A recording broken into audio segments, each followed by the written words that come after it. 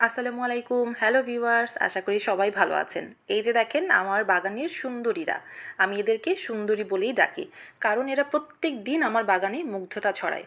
আজকে আমি আমার জবা গাছের ফুল প্রসেস আপনাদেরকে শেয়ার করব, কিভাবে আমি এর মাটি রেডি করি, কি করলে আপনি বেশি ফুল পাবেন, ছোট্ট একটা টিপস আপনাদেরকে দিব। আশা করি ফুল ভিডিও দেখলে সবাই উপকৃত হবেন। প্রথমে যেটা করব, আমি মাটি রেডি করে নিব। আমি নার্সারি থেকে যখন মাটি নিয়ে আসি তখন মাটি এবং গোবর সার সমান পরিমাণে আমি একসাথে মিক্সড করেই নিয়ে আসি, তাহলে আমার ঝামেলা আসলে অনেকটা কমে যায়। তো এখানে যে পরিমাণে মাটি আছে সেই পরিমাণে কিন্তু গোবর সার আছে। এরপরে আমি এটাতে যেটা দেব সেটা হচ্ছে লাল বালু। লাল বালু কিন্তু আপনার মাটিকে ঝুরঝুরে রাখে, মানে হচ্ছে আপনার গাছের মাটিটা কটকটে শক্ত হয়ে যাবে না, সুন্দর মাটিটা ঝুরঝুরে থাকবে বালি মিক্সড করলে। এরপরে আমি যেটা মিক্স করব সেটা হচ্ছে কোকোফিট। কোকোফিডও আপনার মাটিকে ঝুরঝুরে রাখতে সহায়তা করে এবং গাছে যে পানি দেওয়া হয় সেই পানিটাকে ধরে রাখতে কিন্তু কোকোফিট খুব ভালো সহায়ক। এজন্য কোকোফিটটা আপনি ব্যবহার করতে পারেন।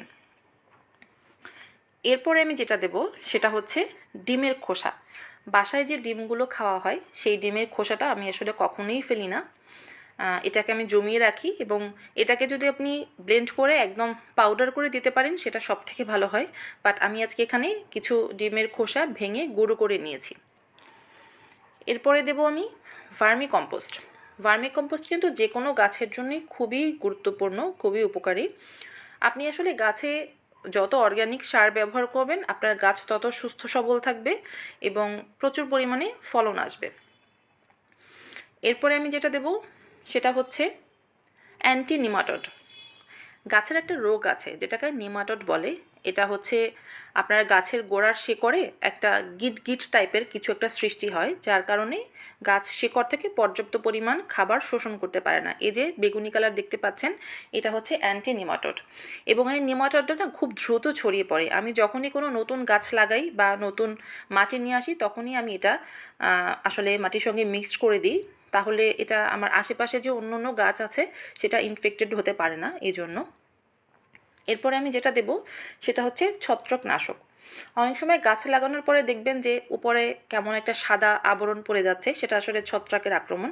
যে কোনো ছত্রাকের আক্রমণ থেকে বাঁচতে আপনি এই ছত্রাকনাশকটা ব্যবহার করতে পারেন। আমি আমার গাছগুলোর মানে গাছের মাটি আসলে নর্মালি এভাবেই রেডি করে থাকি। আরেকটা জিনিস হচ্ছে, খুব গুরুত্বপূর্ণ একটা জিনিস আমি তৈরি করি, সেটা হচ্ছে পাতা পচা সার। আমি আমার ছাদ বাগান ঝাড়ু দিয়ে সেই পাতাগুলোকে কখনোই ফেলি না, সেটা আমি ড্রামে করে রেখে দিই। এটা আসলে খুবই ভালো একটা সার, এটা করতে পারলে খুব ভালো, মানে খুব অর্গানিক ভালো একটা সার। তো আমি অল্প পরিমাণ কিছু পাতা পচা এখানে মিক্সড করে দেব। আর জবা গাছে মূলত দুইটা পোকা আক্রমণ করে, একটা হচ্ছে জাপ পোকা বলে আর একটা হচ্ছে মিলিবাগ। এই দুটো পোকা খুব বেশি আক্রমণ করে। তো আপনি গাছগুলোকে একটু ফাঁকা ফাঁকা করে রাখার চেষ্টা করবেন, তাহলে হবে কি এক গাছ থেকে অন্য গাছে ছড়িয়ে যাবে না। এবং যখনই এই পোকা দেখবেন সেই ডগাগুলোকে বা পাতাগুলোকে ছিঁড়ে ফেলবেন এবং কীটনাশক ব্যবহার করতে হবে আসলে। আরেকটা জিনিস হচ্ছে, আপনি যদি আপনার গাছে প্রচুর ফুল আনতে চান তাহলে যখন নার্সারি থেকে নতুন গাছ নিয়ে আসবেন, ছোট্ট গাছে আপনি কখনোই ফুল নেবেন না। যতই কলি আসুক আপনি সেই কলিগুলোকে ভেঙে দেবেন। আপনার গাছ যত ঝোপালো হবে আপনার অত বেশি ফুল আসবে। এই জন্য গাছকে বড় হতে দিন। যদি আমার ভিডিও ভালো লাগে থাকে, উপকৃত হয়ে থাকেন, অবশ্যই সবাই লাইক কমেন্ট করবেন। থ্যাংক ইউ, আল্লাহ হাফেজ।